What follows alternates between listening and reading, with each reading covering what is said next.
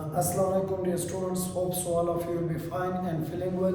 मैं एहसान सालार एक दफ़ा फिर नई वीडियो के साथ अपने यूट्यूब के प्लेटफॉर्म सालार इंग्लिश लैब में आपकी खिदमत में एक दफ़ा फिर हाजिर हूँ। एज़ यूजुअल जिस तरह मैं अपने लेक्चर्स रिकॉर्ड करता हुआ आ रहा हूँ, आज का लेक्चर फिर से फॉर्मेशन ऑफ सम टेंस और टेंसेस पे बेसिस है। लेकिन एज़ यूजुअल जिस तरह मैं आपको कहता हूँ कि आपको एक वोकेब जो है वो मैं डेली करवाता हूँ, उसके सिनोनिम्स करवाता हूँ ताकि आपकी वोकेबलरीज का एक बैंक डेवलप्ड हो जाए और साथ ही ये आपके लिए हेल्प करेंगे आपकी कॉम्प्रिहेंशन में, ऐसे में एक्सप्रेशन ठीक करने में। और इसी तरह से जब आपका सिनोनिम्स एंटोनिम्स का कोई टॉपिक होगा तो उसी में ये आपको काफ़ी हद तक हेल्प करेंगे। तो आज के वोकेबलरी में हमारे पास जो वोकेबलरी है उसका पार्ट ऑफ स्पीच एडजेक्टिव है, तो ये है अनक्लियर। अब वही बात है, अनक्लियर एक पुरानी वोकेबलरी है जो कि हम लोगों ने पहले हमें पता था कि इसका मतलब क्या है, लेकिन आजकल की जो मॉडर्न राइटर्स हैं वो पुरानी वोकेब्स के बजाय definitely they prefer modern vocabs. इसी तरह एग्जामिनर है तो वो हमसे अनक्लियर का मीनिंग नहीं पूछेगा, सिनोनिम एंटोनिम नहीं पूछेगा, बल्कि वो उसके सिनोनिम्स में से हमसे ऐसी कोई बात पूछेगा कि जो लफ्ज़ हम बिल्कुल पहली बार देख रहे हैं। तो एक्सप्रेशन को डेवलप करना हो आपकी एसे राइटिंग स्पीकिंग में, कॉम्प्रिहेंशन करना हो किसी पैराग्राफ के, न्यूज़पेपर के, आर्टिकल या बुक के, या आपने सिनोनिम्स एंटोनिम के क्वेश्चन को टैकल करना हो, तो this strategy is highly productive for you students. तो जिस तरह मैंने कहा कि अनक्लियर, तो अनक्लियर मतलब कोई भी चीज़ अनक्लियर है। आपका पिक्चर आपने भेजा था, दैट वाज अनक्लियर। अभी ये जो क्वेश्चन है ये अनक्लियर है, तो मतलब something which is not defined, something which is confusing. तो अगर वो अनक्लियर है तो इसका मतलब है वो इनडिटर्मिनेट है, और इनडिटर्मिनेट का सेम मतलब होता है जो अनक्लियर का है। और आजकल के मॉडर्न राइटर्स डेफिनेटली वो इनडिटर्मिनेट यूज़ करेंगे। अब अगर मैं कहता हूँ कि जी the question which you had asked was indeterminate, जो क्वेश्चन तुमने पूछा था वो इनडिटर्मिनेट था, तो अब समझ ही नहीं आ पा रहा है, वो आपको समझ ही नहीं आएगा कि इनडिटर्मिनेट का मतलब आखिर में क्या है। तो जब इनडिटर्मिनेट का यही मतलब है तो फिर हेजी का भी तो यही मतलब है ना, कोई चीज़ हेजी है, धुंधला है, ठीक से दिख नहीं रहे। आपने पिक्चर भेजा है, मैं कह रहा हूँ ये पिक्चर मैंने डिलीट कर दिया, क्यों? बिकॉज दैट वाज हेजी, तो क्योंकि वो हेजी था। तो अभी ये एडजेक्टिव है जो दैट को एक्सप्लेन करे, और दैट प्रोनाउन है जो कि आपकी पिक्चर के लिए आया हुआ है। इसी तरह से आपके पास वेग आ जाता है, न्यूज़पेपर में बहुत ज़्यादा यूज़ होता है वेग का लफ्ज़, सिनोनिम्स एंटोनिम्स में एग्जाम्स में पूछा जाता है। तो वेग आ गया। अब जब वेग आ गया तो वेग का मतलब भी वही है, कोई चीज़ क्लियर नहीं है। ये आपका जो क्वेश्चन है ये बहुत वेग क्वेश्चन है, आपका जो मैसेज है बहुत वेग है, आपकी बात करने का अंदाज बहुत वेग है, या आपका जो पिक्चर है वो वेग है, या ये जो हिस्ट्री है वो वेग है, कंफ्यूजिंग है, बंदे को समझ नहीं आ रहा है, ये सच कह रहे वो सच कह रहे, कुछ समझ नहीं आ रहा, तो वो वेग होता है। अब अगर वो वेग है तो फिर इसका मतलब है वो ऑब्सिक्योर है। ऑब्सिक्योर मतलब something which is not clear. तो अब कल को आप ये कह सकते हैं कि जी आपकी जो लैंग्वेज आपने ऐसे राइटिंग में यूज किया वो बहुत ज्यादा ऑब्सिक्योर लैंग्वेज, इसको काइंडली ठीक कर दे। तो अगर वो ऑब्सिक्योर है तो फिर वो ड्यूबियस है। ड्यूबियस का अपना मतलब कंफ्यूजिंग होता है, तो जी वो ड्यूबियस है। बंदे के लिए भी आते हैं I am dubious, means I am not certain about anything. आपने कहा कल आ जाए, मैं कहता हूँ ठीक है, अब मैं रात को सोच रहा हूँ, किसी ने कॉल किया, क्या है जी मैं बहुत ड्यूबियस हूँ, जाऊँ या नहीं जाऊँ, इट मीन्स मैं वेग हूँ, क्लियर नहीं हूँ, डिफाइंड नहीं हूँ, सर्टेन नहीं हूँ। तो अगर वो वेग है, ड्यूबियस है, तो फिर वो एम्बिगुअस है। एम्बिगुअस का यही मतलब होता है। एम्बिगुअस मतलब आपकी जो लैंग्वेज है बहुत ज़्यादा एम्बिगुअस लैंग्वेज है, मीन्स कंफ्यूजिंग लैंग्वेज है, बंदे को सही समझा नहीं पा रहे हो कि आप कहना क्या चाहते हो। इसी तरह से अगर वो एम्बिगुअस है तो फिर वो इनडेफिनेट भी आ जाएगा। इनडेफिनेट का तो यही मतलब है जो कोई चीज़ डिफाइन नहीं, आप उसको किसी भी जगह पे लेकर के जा करके रख सकते हो। तो आज के वोकेबलरी में मैंने अनक्लियर करवाया, इससे पहले के वोकेबलरी में मैंने बिग का करवाया था, बिग के मैंने सारे सिनोनिम्स, फिर मैंने आपको सेट के सारे सिनोनिम्स करवाए थे, फिर मैंने डिस्ट्रॉय के सारे सिनोनिम्स करवाए थे। और इसी सीरीज में आज हमारे पास ये एक और वोकेबलरी ऐड हो गया, इसके 5, 6, 7 सिनोनिम्स ये आपकी बैंक में डेवलप्ड होने चाहिए। कल को अगर आपसे कोई वेग पूछ ले कि वेग का मतलब क्या है, तो आपको इसका मतलब आना चाहिए। सिनोनिम्स 4, 5 है, तो उसमें से आप उसकी सिनोनिम को पिक आउट कर सके। इसी तरह डियर स्टूडेंट्स मैंने आपके साथ बात की थी, सेंटेंस पे बात की थी, तो सेंटेंस के structure, elements, number of elements, इस पे मैंने बात की थी। तो मैंने क्या कहा था कि हमारे पास जो सेंटेंस होता है वो डिवाइड होता है कितनी कैटेगरीज में, 3 कैटेगरीज में। एक कौन सा सेंटेंस होता है, एक एक्शन का सेंटेंस होता है, एक स्टेट होता है, और एक हमारे साथ प्रॉपर्टी का सेंटेंस होता है। तो एक एक्शन है, एक स्टेट है और एक प्रॉपर्टी है। अब एक्शन वाले सेंटेंस के लिए मैंने कहा था एवरेज सेंटेंस बनाना है तो कितनी चीज़ों की ज़रूरत पड़ेगी, 4 चीज़ों की ज़रूरत पड़ जाएगी। लेकिन जब स्टेट और प्रॉपर्टी का सेंटेंस बनाना हो तो उसमें कितनी चीज़ों की ज़रूरत पड़ेगी, 3 चीज़ों की। तो अब इन 4 चीज़ों का मैंने आपको बताया था। पहले नंबर पे क्या था, सब्जेक्ट था। दूसरे नंबर पे क्या था, हेल्पिंग वर्ब था, हेल्पिंग वर्ब था। थर्ड नंबर पे क्या था, मेन वर्ब था। और लास्टली हमारे पास क्या था, दैट वाज वन ऑब्जेक्ट, वो हमारे पास ऑब्जेक्ट था। तो मैंने कहा था कि ये 4 चीज़ें होती है जो एक एक्शन वाले सेंटेंस को बनाते हैं। तो ये 4 चीज़ें ज़रूरी होती है किसी भी एक्शन सेंटेंस को बनाने के लिए। तो मैंने कहा था सब्जेक्ट एक्शन का डूअर है, हेल्पिंग वर्ब टाइम बताता है, मेन वर्ब एक्शन बताता है, ऑब्जेक्ट रिसीवर ऑफ एक्शन।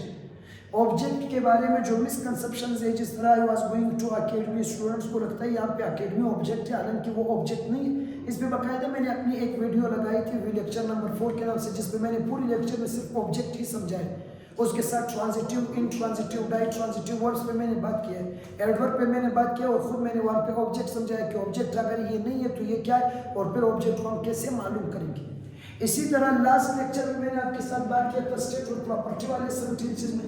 तो यहाँ मैंने क्या कहा था, एक सब्जेक्ट होता है, एक हमारे पास मेन वर्ब आएगा, और इसी तरह से बाकी जो चीज़ें आएंगे तो वो हमारे पास क्या आ जाएगा, कॉम्प्लीमेंट आ जाएगा। तो इसके लिए मैंने 2 एग्जांपल्स बनाए थे। पहला एग्जांपल मैंने क्या कहा, एग्जांपल मैंने कहा कि जी दाऊद, ये आ गए, was calling my teacher, Dawood was calling my teacher, ये एक सेंटेंस है आपके साथ। और दूसरा सेंटेंस आ गया जी Dawood was my teacher, Dawood was my teacher. अब ये दूसरा सेंटेंस है। अगर आप इन दोनों सेंटेंसेस में देखें तो देयर आर मेनी सिमिलरिटीज। मिसाल दोनों में टीचर है, दोनों में वाज है, दोनों में दाऊद है। लेकिन क्या है ना कि ये जो ऊपर वाला सेंटेंस है ये एक्शन का सेंटेंस है, और ये जो नीचे वाला सेंटेंस है ये आपका स्टेट का सेंटेंस है। तो एक्शन वाले में जिसने एक्शन को परफॉर्म किया वो सब्जेक्ट है। फिर हमारे पास वाज है, तो वाज क्या बन जाएगा, हेल्पिंग वर्ब बन जाएगा। क्योंकि मैंने कहा था कि एक सेंटेंस में जो लास्ट वर्ब होता है वो मेन वर्ब होता है। तो इधर ये लास्ट वर्ब क्या है, कॉलिंग है, तो कॉलिंग क्या बन जाएगा, मेन वर्ब बन जाएगा। और ये वाज क्या बन जाएगा जी, ये आपका हेल्पिंग वर्ब बन जाएगा। तो ये हेल्पिंग वर्ब है जो कि टाइम बताता है, और ये आपका मेन वर्ब है। और जी रिसीवर ऑफ एक्शन को लीजिए, वो माय टीचर है, तो माय टीचर क्या बन जाएगा, ऑब्जेक्ट बन जाएगा। तो ये सब्जेक्ट है, ये हेल्पिंग वर्ब है, ये मेन वर्ब है, और ये ऑब्जेक्ट है। ये किसके फार्मूले में आ गए जी, ये आपके साथ आ गए एक्शन वाले सेंटेंस के फार्मूले में। लेकिन अब जरा दूसरे सेंटेंस को देखिए, दाऊद वाज माय टीचर। अब इसमें तो कोई एक्शन ही नहीं है, आप सिंपल किसी चीज के हालत के बारे में बता रहे कि दाऊद मेरा टीचर था। तो जिसके बारे में बात कर रहा हूं वो मेरे पास क्या हो जाएगा, वो मेरे पास सब्जेक्ट हो जाएगा, बिकॉज मैं उसके बारे में बात कर रहा हूं। अब वो लिविंग भी हो सकता है, वो नॉन लिविंग भी हो सकता है। मैं कह रहा हूँ जी दाऊद मेरा टीचर था, तो Dawood is a living person. मैं कह सकता हूँ कि जी this mobile is not expensive, या this mobile is not working properly, या जी मैं कह रहा हूँ my mobile is out of charge, या my mobile is with mechanic. So it means I can talk about non living too. About whom or which we talk, that would be the subject of your sentence in state sentences. तो यहाँ पे दाऊद तो कोई action कर ही नहीं रहे क्योंकि action ही नहीं है। तो जब एक्शन नहीं है तो सब्जेक्ट क्या डोर ऑफ एक्शन हो सकता है, नहीं। तो अब यहाँ पे सब्जेक्ट क्या है, सब्जेक्ट वो जिसके बारे में हम बात कर रहे हैं। उसके बाद हमारे पास आ गए वाज आ गए। अब ऊपर वाले में वाज हेल्पिंग वर्ब था, नीचे वाले में वाज हेल्पिंग वर्ब नहीं हो सकते, क्योंकि मैंने कहा था कि ये है आपका full stop. Full stop represents a sentence, it means this is one sentence. I have told you that one sentence means one idea, so this is one idea. तो ये एक आइडिया है। अब एक आइडिया में मैंने कहा था कि एक मेन वर्ब जो है वो मैंडेटरी होता है, विदाउट मेन वर्ब कभी भी कोई सेंटेंस नहीं बन सकता है। तो एक मेन वर्ब लाजमी होता है। और मैंने बताया था कि जो आपका लास्ट में जो वर्ब होगा, जो लास्ट का वर्ब है वही आपका असल में मेन वर्ब है। तो इधर देखिए, इधर जो है वो लास्ट वर्ब कौन सा है, कॉलिंग है। लेकिन इधर वाज, चलिए अगर आपको लगता है कि वाज इधर हेल्पिंग वर्ब है तो मान लो ये हेल्पिंग वर्ब है, तो हेल्पिंग के नाम को लेके कि आगे वर्ब को हेल्प करेगा। तो अब जब आगे वर्ब है नहीं तो ये हेल्प किसका करेगा, तो यहाँ पे ये हेल्पिंग वर्ब नहीं है। अब हमें चाहे तो मेन वर्ब, तो मैंने कहा एक सेंटेंस में एक मेन वर्ब लाजमी है, तो यहाँ पे है सिर्फ एक वर्ब, तो वो जो एक वर्ब है ये यहाँ पे क्या बन जाएगा, मेन वर्ब बन जाएगा। यहाँ पे वाज हेल्पिंग वर्ब, यहाँ पे वाज मेन वर्ब। इसी तरह से यहाँ पे माय टीचर ऑब्जेक्ट था क्योंकि उसने इस एक्शन को रिसीव किया था, लेकिन यहाँ पे तो कोई एक्शन ही नहीं है। तो अब जब एक्शन दिए तो ऑब्जेक्ट भी तो नहीं आएगा, because object is the receiver of action, तो यहाँ पे तो एक्शन ही नहीं है। तो यहाँ ये माय टीचर क्या बन जाएगा, इसने सेंटेंस को कंप्लीट कर दिया, और जब कंप्लीट किया तो याद रखें मेन वर्ब से लेकर के फुल स्टॉप तक, चाहे एक वर्ड हो चाहे 5 वर्ड हो, उसको हम क्या नाम देंगे, उसको हम लोगों ने नाम देना है कॉम्प्लीमेंट का। तो यहाँ पे ये कॉम्प्लीमेंट बन गया, तो ये कॉम्प्लीमेंट है, ये मेन वर्ब है, ये सब्जेक्ट है, ये सब्जेक्ट है, ये हेल्पिंग वर्ब है, ये मेन वर्ब है, वो ऑब्जेक्ट है। तो इस तरह से आपने जब भी कोई सेंटेंस बनाना, उसमें पहले नंबर पे आपको ये चीज मालूम करना है कि वो सेंटेंस किस कैटेगरी में आता है, वो एक्शन स्टेट के कैटेगरी में आता है या वो प्रॉपर्टी में आता है। अब अगर इसी बात को हम लोगों ने अप्लाई करना हो, टेंसेस पे अप्लाई करना हो, तो हमारे पास जब टेंसेस का चैप्टर स्टार्ट हो रहा है तो आपको पता है कि टेंसेस में हम लोग क्या बताते हैं, 2 ही चीजें बताते हैं। टेंसेस में नंबर 1 हम लोग बताते हैं एक्शन बताते हैं, नंबर 2 हम लोग क्या बताते हैं, टाइम बताते हैं, एक्शन और टाइम बताते हैं। तो आपने टेंस का वैसे भी तो नाम सुना होगा कि the word tense has been taken from tempus, जिसका मतलब होता है टाइम और एक्शन। तो अब जब टेंसेस की बारी आ जाएगी तो टेंसेस में हमने आइडियाज बताने हैं, तो उसमें हम लोग एक्शन की बातें भी बताएंगे, उसमें हम लोग टाइम बताएंगे, तो स्टेट की बातें भी बताएंगे। टेंसेस की चैप्टर में हम ये दोनों तरह की बातें उसमें कर सकते हैं। अब जब एक्शन की बात करना हो तो हमें पता है कि फिर वहां पे एक्शन वाला फार्मूला लगेगा जिसमें होते हैं 4 चीजें, और अगर उसको हम लोगों ने टाइम में करना हो, स्टेट में करना हो, तो एवरेज सेंटेंस बनाने के लिए हमें कितनी चीजों की जरूरत पड़ेगी, 3 चीजों की जरूरत पड़ेगी। तो अब हमारे पास जो भी 12 के 12 टेंसेस आएंगे उसमें हम लोग सेंटेंसेस बनाएंगे, यही 3 तरह का स्टेट, एक्शन, प्रॉपर्टी बनाएंगे। बस इतना आपको याद रखना है कि एक सेंटेंस में एक मेन वर्ब का होना लाजमी है, बगैर मेन वर्ब का सेंटेंस कभी भी नहीं बनते हैं। तो अब जो हमारे पास टेंसेस का चैप्टर जाएगा उसमें हमने इसी पे ही बात करना है, क्योंकि हम लोगों ने जब भी टेंसेस चेंज करना है ना, इसमें इन 2 चीजों को आपने अच्छे से समझना है, हेल्पिंग वर्ब और मेन वर्ब को, और मेन वर्ब को। क्योंकि याद रखना टेंसेस में या तो एक्शन चेंज होता है, एक्शन मेन वर्ब चेंज करता है, टेंसेस में या तो टाइम चेंज होता है और टाइम हेल्पिंग वर्ब चेंज करता है। As far as it's concerned about your subject, तो subject means either the doer of action or about whom or which we talk, वही। तो हाँ, एक सब्जेक्ट 12 के 12 टेंसेस में आप लगा सकते हैं, लेकिन जो चेंज हो रहा है वो क्या चेंज होगा, एक हेल्पिंग वर्ब चेंज होगा और एक आपका मेन वर्ब चेंज होगा, ये दोनों चेंज हो जाते हैं। और जब भी आप हेल्पिंग वर्ब चेंज करेंगे आपका टाइम चेंज होगा, क्योंकि आगे मैंने टेंसेस करवाने, तो हमें पता है कि टेंसेस किस तरह है, प्रेजेंट कॉन्टिन्यूअस वो चेंज हो जाता है किस में, पास्ट कॉन्टिन्यूअस में, वो चेंज हो जाता है किस में, फ्यूचर कॉन्टिन्यूअस में। तो अब इधर देखिए, इसमें सिर्फ और सिर्फ क्या चेंज हो रहा है, टाइम ही तो चेंज हो रहा है ना, सिर्फ टाइम तो चेंज हो रहा है। और मैंने कहा था टाइम को कौन चेंज करता है, जी वो हेल्पिंग वर्ब चेंज करता है। अब अगर इसी कॉन्टिन्यूअस को आपने करना हो प्रेजेंट परफेक्ट में करना हो, तो अब 2 चीजें यहाँ पे, अब एक्शन में चेंज आ गया, पहले एक्शन कॉन्टिन्यूअस था, अब वो परफेक्ट हो गया, और जी ये प्रेजेंट है। अब अगर प्रेजेंट को पास्ट परफेक्ट में करना हो तो फिर देखिए एक्शन तो वही एक्शन है, परफेक्ट है, लेकिन चेंज क्या हो गया, पास्ट, टाइमिंग चेंज हो गई।